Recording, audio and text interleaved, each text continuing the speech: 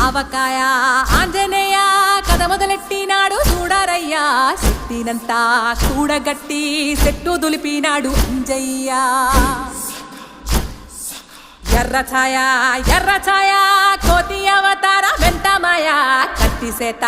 పట్టకుండా కాయ కోసినాడు కపిలయ్య